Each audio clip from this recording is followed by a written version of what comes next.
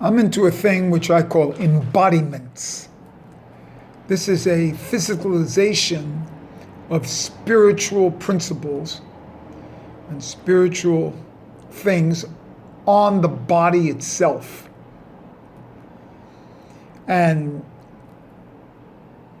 how I make these parallels is from tefillin. Tefillin to me, I'm going to be checking notes here because I woke up very early this morning. Instead of doing it orally, I wrote some things down. Tefillin to me is equated with the penis. And it's ben einecha, between your eyes, into the third eye. And this parallels the lower netzach and hod, the two hips, where the penis and the two testes of netzach and hod, and the penis is between them. So there's a paralleling here of the three. And actually, the bindu in Hinduism is a drop of semen, so there is a parallel here between the two. But there's even more. What I woke up with is that the tefillin itself and its strap actually looks like a strap-on dildo. See? And the beams of light that theoretically came out of the forehead of Moses and which comes out of the tefillin is actually this phallus. It's the semen that comes out of the phallus. Now this is radical. Because if the penis is if the tefillin is a strap-on, because it has a strap, you see, and there's a knot in the back. So if this is the penis, the knot on the back should be the anus. Because it's the only spot that's like recognized in the back of a body in Judaism. The tefillin, which is the highest thing, has a knot, a kasha, in the back of the head, in the shape of a dalet or a double dalet, which corresponds to the ayin here, the eyes, between the eyes, the ayin, and then the dalet, and those are the two large letters in the Shema. So this parallels this. So when one questions, is hearing higher than seeing? We don't know. We think that the Shema, in my opinion, brings you higher with the eyes. Anyway, the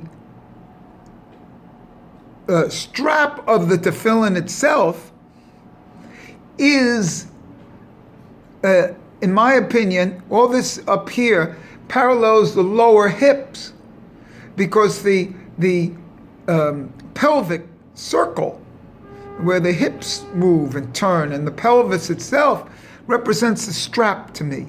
So we're making a circle here. Then we have the anus in back. And then we have the two straps of the tefillin. Now, how did I get all this? You know, I'm a Nazir and everything, but my big deal is that my mitzvah is tefillin. I've put on tefillin every day for 40 years. I've never missed a day. It's my only mitzvah. You know, I take elevators on Shabbos. You know, it's my mitzvah. It's my mitzvah, it's tefillin.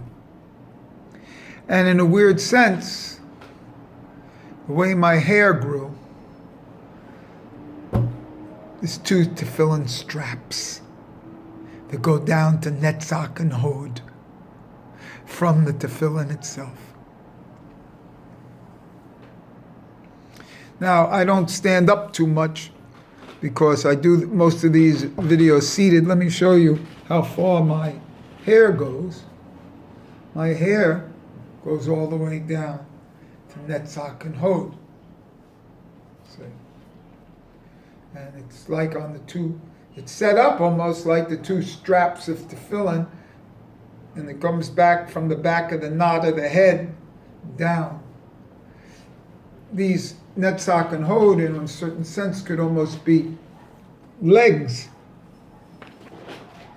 or the origins of legs. But for me, the whole thing is a strap of tefillin. And it is a strap, like a strap-on, because it has a head. The tefillin has two shins, shin with 3 prongs, shin with 4 prongs. So together they make the number 6, shesh. Strangely enough, the back of the head has a kasha. It's called a kasha. Kasha is 600. Kuf, shin, resh, 600. So there's a parallelism between the 6 and the 600. And that 600 is a final mem, by the way, which it looks like when you make the knot in a double dalet. And that's the anus. The back of the head parallels the anus. The front of the head parallels the penis. It's the two openings in the lower brain, the gut brain, the embodied brain into the gut. And so these energies are paralleled. So you're really, when you're walking, you're with the penis and the anus and the strap and the circle around the pelvis and the waist and the two legs on your two Netzach and Hod is the two legs. You're actually performing tefillin, whether you know it or not, in the gut brain. And so these are some of the things that I came up with this morning.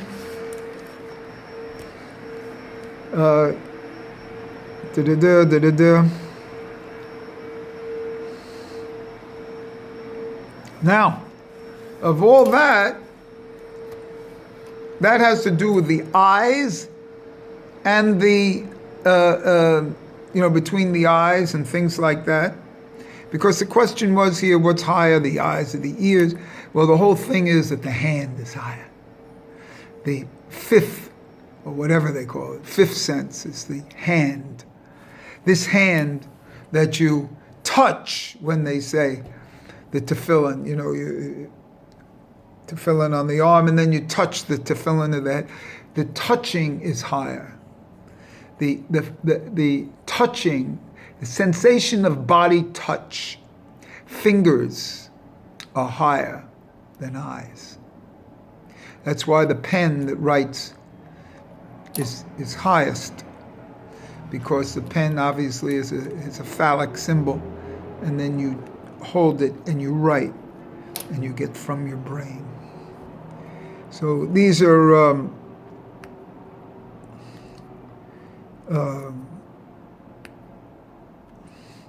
then the next thing I had was that maybe my beard has to do with the talis katan, the way it's set up here. And these are just things I'm throwing out, but my thing today was that I recognized that these are my hair is the straps of the tefillin, of the head. And that the back of the head is the anus, and the front of the head is the penis. And this is quite deep when one recognizes this. And it also speaks a lot to the Reform and Judaism, where women want to put on tefillin.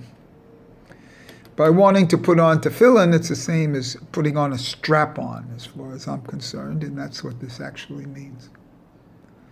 And so the whole concept of that comes from the tefillin, comes from the bris, and there's this great unity between the tefillin and the bris, and the touching of the hands, which also relate to the lips. So there's some, I'm going to throw some of this stuff out here. And what I start in with now is what I call embodiments. You see, as you walk around as a little city, you are a little city as expressed in Tanakh.